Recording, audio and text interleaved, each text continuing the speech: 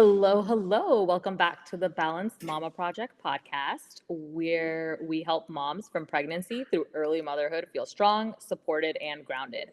I'm Dr. Lisa Desai, Occupational Therapist. And I'm Dr. Saiah Yates, Pelvic Health Physical Therapist. Together, we guide you through the real challenges of motherhood with tools that support both your body and your mind. All right, so let's get to it. On today's episode is going to be all about grounding. If you've ever felt like spinning, losing your sense of self, or constantly on edge, you are not alone. And I can speak from firsthand experience having a toddler and a 5 month old. I feel like that pretty darn often. So, we'll walk you through journaling and affirmations as powerful tools to bring you back to yourself. Dr. Lisa, there is no better person to talk about grounding because you have been hanging in there with the tinies. Y'all, I wish you could see her or hear her. She has been here since with even a month of the newest baby coming, and we have been building the Balanced Mama Project. But Lisa being present, still staying grounded, and having the two under two, and now a 2 year old with the new tiny. Nothing short of amazing. So tell Thank you. us Thank how you. you did it. So, there's a lot of moms that tell me, and specifically new moms tell me, I don't even recognize myself anymore. It's not just about the baby, it's about identity shifts, sleep deprivation, and then constantly putting yourself last. Moms are famous for that. They really are. Yeah, He's like, for sure. you say you love the mom superhero, but also we need the mamas to rest. And so, from a body perspective, your posture, your muscles, your hormones are all shifting in pregnancy, in postpartum. It can be a roller coaster. And so, people can feel unsteady. People might feel disconnected from their body. I do have moms say, "Ooh, I feel kind of just like I don't want to say disconnected or disjointed, but just like I feel like my body is breaking apart, or like I feel like I'm not moving as one whole person, like I'm kind of stiff in my movements." And so, even with that, so yes, that's why grounding practices are so essential for the body and for the mind. And so, in that pregnancy time period, making sure that you are staying steady in the mental space and in the physical space is important. Why? Because when it comes to labor and delivery, no, we don't need our bodies to freak out. We don't need our minds to freak out. We like to remind ourselves that we are doing okay. Your body is made to do this. Like, you are doing it. You are doing it well. I tell the postpartum mommies, I tell the pregnant moms, I'm like, you know how to do this. Whether it's the first time, whether it's the third time, like your body is not going to fail you. Sometimes you might need some extra tips and tricks, but you're going to get there and you'll be just fine. Same for postpartum. Yeah, and like all the talk now is like natural birth, C-section, did you get an epidural, did you not get an epidural? At the end of the day, it doesn't matter, right? You like you said, Dr. Saya, the your body knows what it's doing. If you choose to have an epidural, go for it. More power to you. If you choose not to have an epidural, awesome, great. More Yeah. power to you. And you know what? You decided to have a C-section? Awesome. Your body still is going to be doing the same thing. You're still at the end result is the same. There is a baby, right? Yeah, you, And you need to yourself be in that mental space to understand, hey, like Dr. Zaya said, my body can do this.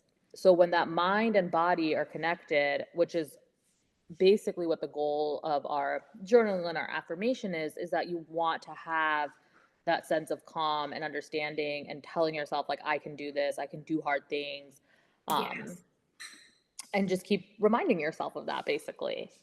I love that. I'm So sorry. one, I'm gonna jump right into it. So one of my favorite grounding tools is journaling, and I recommend it to a lot of my patients. Whether prenatal, postpartum, 20 years postpartum, doesn't matter.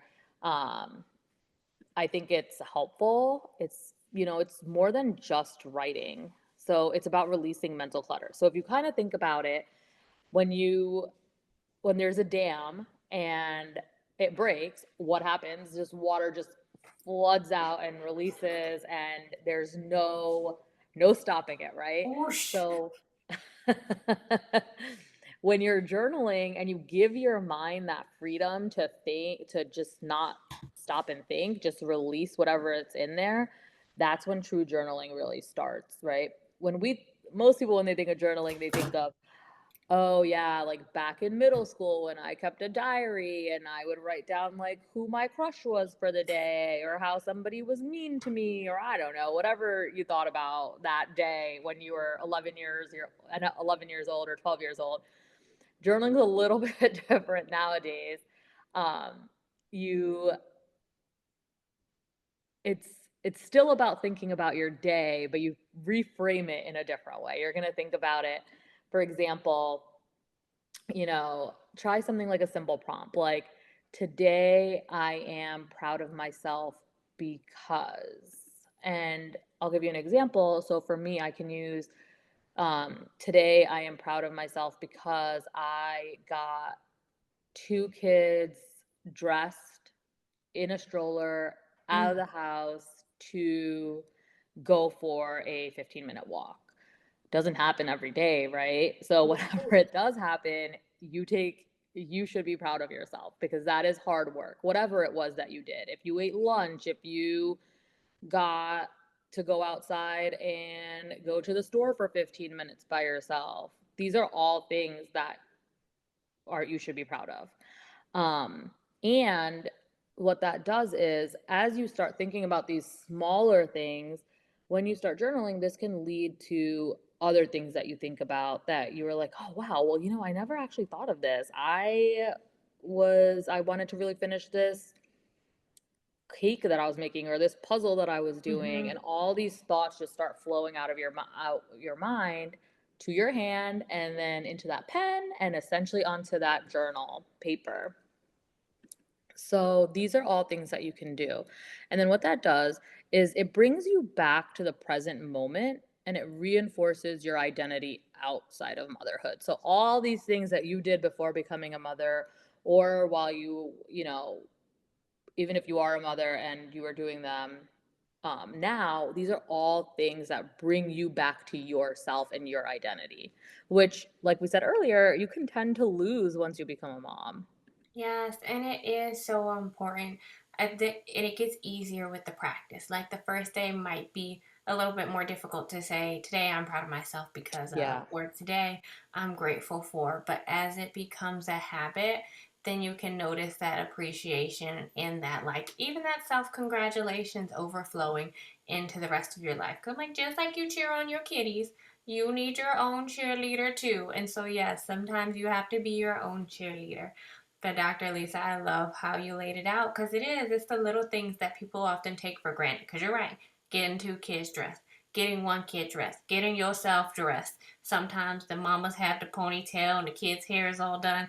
Like it's appreciating the small things and reminding yourself that when we say small things, it's a big thing to get everybody dressed. It does take effort. It does Hmm. take work and really It's taking funny time. you it's funny you said that because usually every time we go out, I always tell my husband, I'm like, wow, our kids look so well dressed, and I didn't even comb my hair. You said, I'm here. I'm They present. have their clothes are like matching, and I'm wearing something I wore like 3 days in a row. Yes, girl, the babies be well fed. And I'm like, Mom, did you eat? And they're like, no. It's like, no, I need you to eat your meal too. But yes, hearing you say that, the mamas do it. And so what I will also say, um, affirmations pair, or I should say, work beautifully when paired with the journaling prompt. So we had even mentioned some earlier when it's like, I am capable, when we were talking about birthing prep.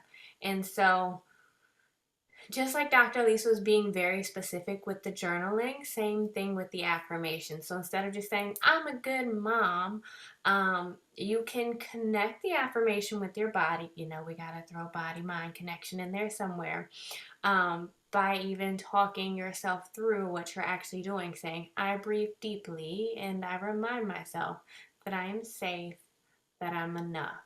And so, even that I breathe deeply reminds you to take that extra breath because a lot of times people will freeze up. And so, not just moms, but people will freeze up if there's pain, if there's fear, if there's stress. You'll see people holding their breath like, wait, yeah, if you ever heard of waiting to exhale, waiting to exhale, so waiting to breathe.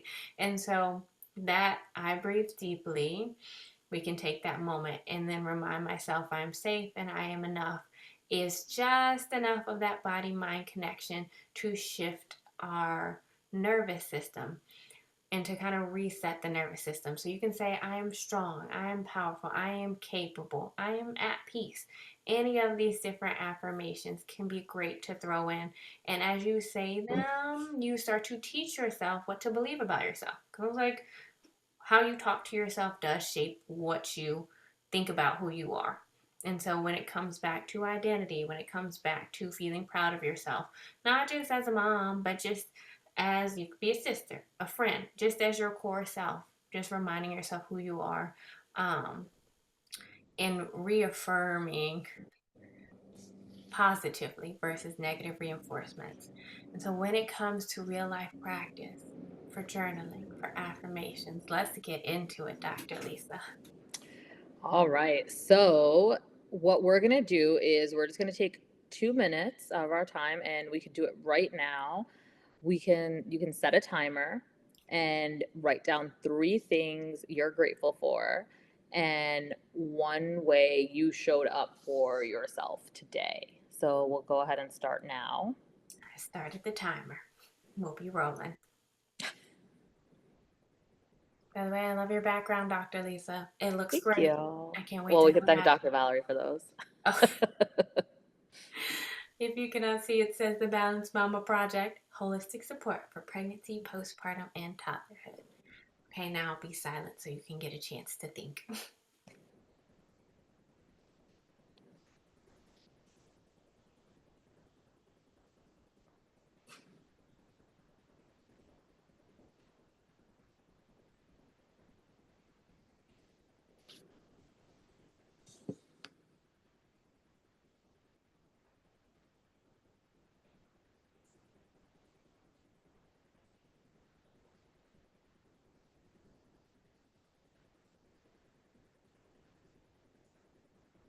Oh, while we're doing this, and feel free to continue focusing.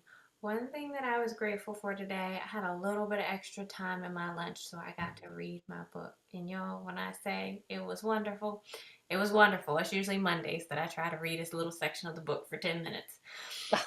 Um, and so there's that. I hope you guys are jotting things down. We have 40 seconds left to go.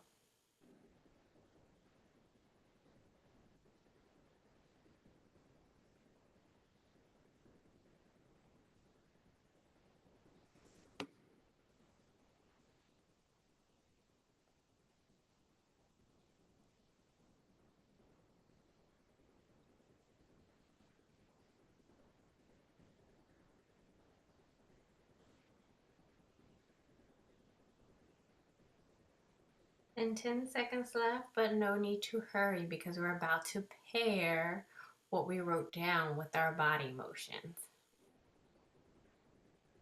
Okay, so the 2 minutes is up. All right. Um, So, let me just yes, jump scoop in it. there real quick. So, your things that you can be grateful for, they don't have to be anything extravagant. It can be things like I said earlier, I ate lunch today. I was able to take a shower first thing in the morning, if that's what you do. I was able to soak in a tub for a little while. Those are all, again, small things or what appear to be small things, but actually are, essential to your everyday routine, your lifestyle, things that you were doing before you became a mother. So for me, I was really grateful today that I was able to take a 10-minute nap during Ooh, lunch, um, because Niam also went to sleep right around my lunchtime, which doesn't happen that often. So I was grateful for that. I'm not going to list all 3 things, but that was just one that I was extremely happy about. tiny Um, Liam. We love a oh group my gosh, nap. yes. Girl, So go yes. ahead, Dr. Saya. Let's see how you can pair that with your body. Okie dokes. So I'm glad we checked in on what we're grateful for. I am glad that we talked about how we showed up for ourselves today. And staying in that space of showing up for yourself, if you are in a space where you can stand, feel free to stand. Feet are going to be flat on the floor, about shoulder width apart. If you are in a space where you can't stand, you can be seated, sitting nice and tall. You still want your feet firmly rooted in the floor. So, what that means is you can press the feet down into the floor, just making yourself more aware of your feet's presence and of your body rooting and pressing down into the floor. And so, in this moment, we're going to take a nice big inhale into the sides of the rib cage. So, if your hands are on the sides of your ribs, take a nice big breath in. And as you exhale, you're going to pick an affirmation to say. So, for mine, I am going to say, I am enough. So, let's take our nice big inhale. You can be strong, you can be at peace, you can be capable. Big breath in. And exhaling, I am enough.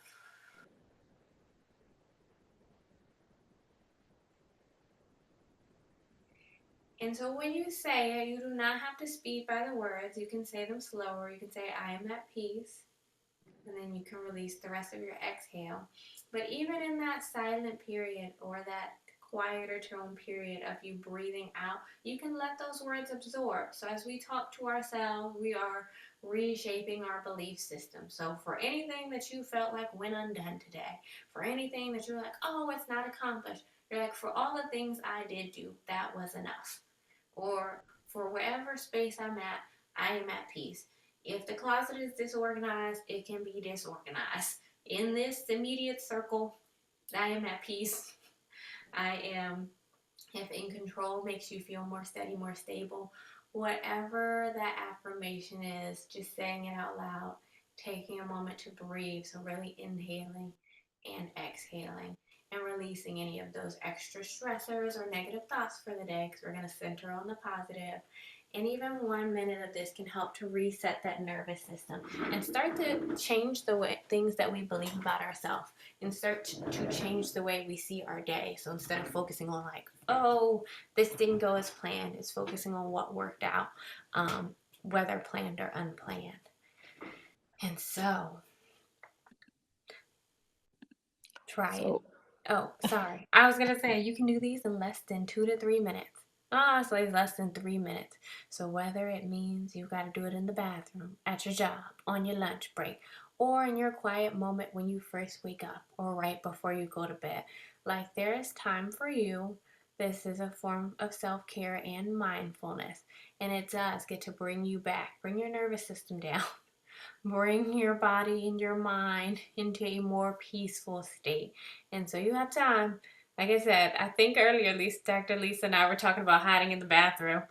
And then you're like, I hear the dads do it. And I was like, I had a mom who did it too. And she appreciated her bathroom time. That was the time away from the littles. Um, but I won't do a deep dive. I won't do a deep dive. We'll save it for another day. But passing it over to Dr. Lisa. so if you love these tools that we went over today, we've actually created a journaling guide just for you, and you can check our show notes for the Amazon link. Yes, yes. Love to see the Mama Time Journal. And if you're ready to go deeper, join us for the August Masterclass, Strong, Not Stuck. It's going to be so powerful. You don't want to miss it. And we hope to see And you there. I was gonna say, and we'll have that link below as well. So make sure you check it out and subscribe to our podcast, join our masterclass, follow us on Instagram at balance.mama.project. Yes. All right. So thank you for tuning in to the Balance Mama Project Radio. And remember, you are strong, you are capable, and you are never alone. Stay balanced, mamas.